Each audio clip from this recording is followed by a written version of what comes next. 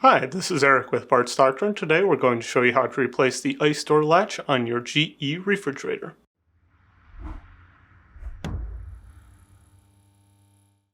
If you need to purchase a new Ice Door Latch for your refrigerator, check out our website, partsdoctor.com, where we sell parts for all major appliance brands. In order to remove the latch, we'll first need to remove the cover. The cover is held in by 4 locking tabs.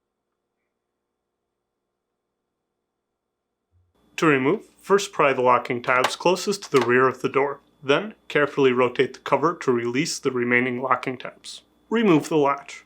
If you need to purchase a new Ice Door latch, you can check out our website, partsdoctor.com. We'll leave a link in the description below. You want to make sure you are searching with the model number from the tag on your refrigerator to make sure you are getting the correct part. To install, align the notches on the latch to the retainers on the door and set into place. Then, align the cover to the same tabs and press until it snaps back into place.